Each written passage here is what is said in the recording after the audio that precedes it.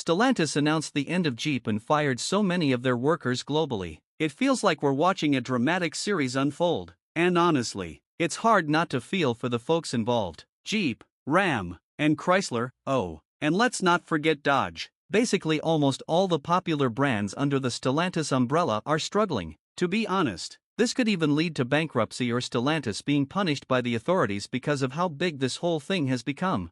But what's exactly happening? Well, Jeep seems to be closing down, and the workers are feeling the heat more than anyone. There are more layoffs daily and increasing concern about how to make a living. This is a huge problem because Stellantis is firing a lot of people. We're talking in the thousands. But why? It all starts with the creation of Stellantis, the huge car company that came from merging Fiat Chrysler and PSA Group. After this merger, we've seen a lot of strategic shifts from the top. They have a new concept now, and not every brand under Stellantis is winning with this new formula. In fact, they are failing drastically.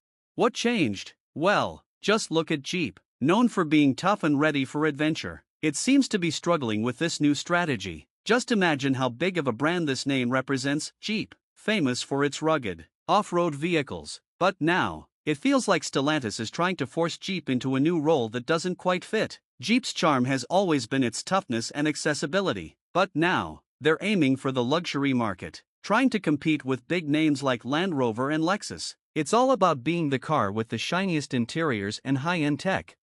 But this is common sense, right? Trying to match up with luxury brands is not a good move for a brand built for rugged adventures. Think about it, even Toyota tried and failed. That's why they created Lexus in the first place. But here we are, witnessing another decision that seems like a blind move. Look at the revolving door of executives. It seems like every time we blink, there's a new head of Jeep stepping in or out. Just recently, they let go of the North American Jeep chief. They are on a roller coaster that just won't stop spinning.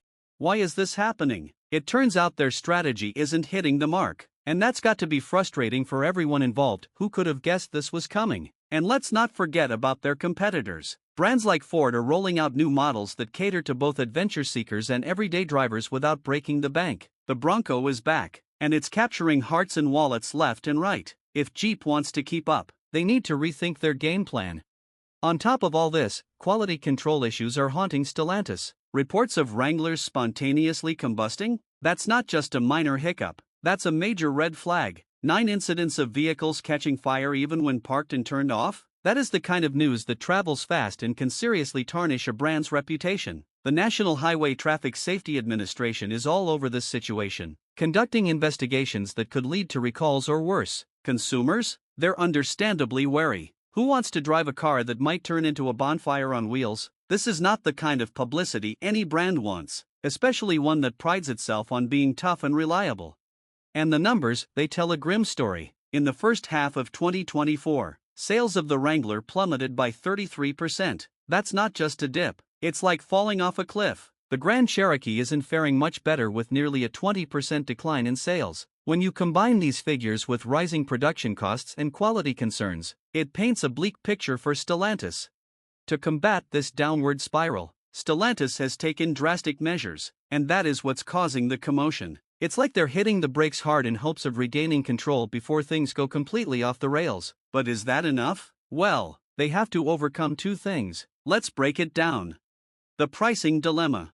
Here's where it gets tricky. If Stellantis wants to revive sales, they'll need to consider slashing prices significantly. Sure, they've hinted at discounts like $5,000 off, but let's be honest, that won't cut it when consumers are expecting more substantial reductions. People want value for their money, especially when they're shelling out tens of thousands for a vehicle. Imagine walking into your favorite store looking for a killer deal on jeans only to find out they're still priced like designer wear when you know you can get something similar at half the price elsewhere. That's how buyers feel about those Wranglers and Grand Cherokees right now. This is the first thing they need to overcome: reconnecting with consumers.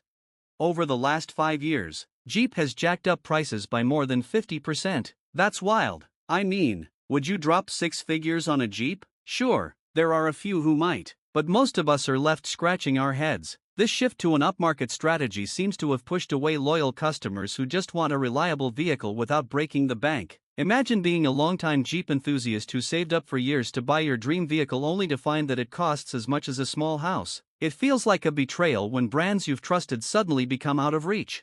How does that make you feel as a potential buyer? Disheartened? Frustrated? It's tough to watch a brand you love become something you can't afford. To truly turn this ship around, Stellantis needs to reconnect with its core audience, the adventure seekers who want reliability without sacrificing their savings. They need to remind us why we fell in love with Jeep in the first place, and that reason is those weekend getaways into the wilderness. The family camping trips where you could fit all your gear in the back without worrying about your budget.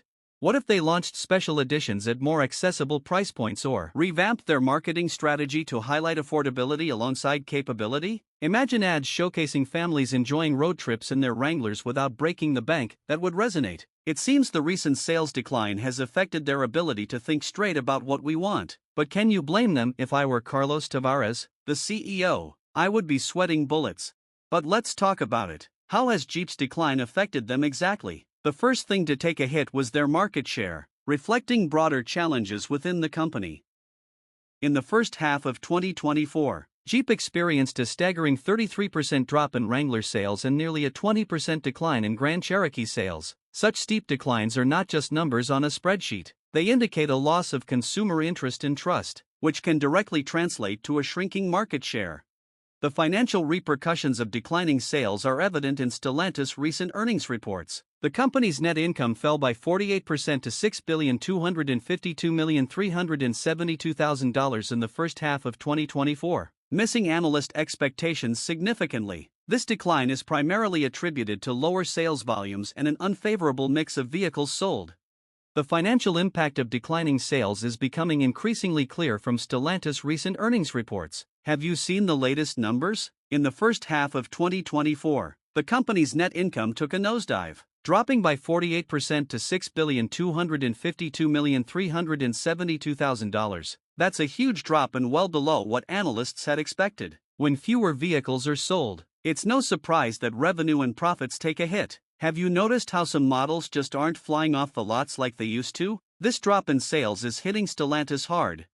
The mix of vehicles being sold is also playing a big role. Think about it, if the company's more profitable models aren't in demand and they're selling more of the lower-margin vehicles, how does that affect their bottom line? Exactly, this unfavorable mix is making the financial situation even worse. So, what's Stellantis going to do about it? Well, they're in a tough spot, and these earnings results show just how urgent the situation is. To bounce back, they'll need to rethink their strategies. Maybe it's time for some changes in their product lineup or new approaches to boost sales. At least they need to fix their issues first before trying to be luxurious, right? And this is the second thing they need to figure out. But what are they doing now?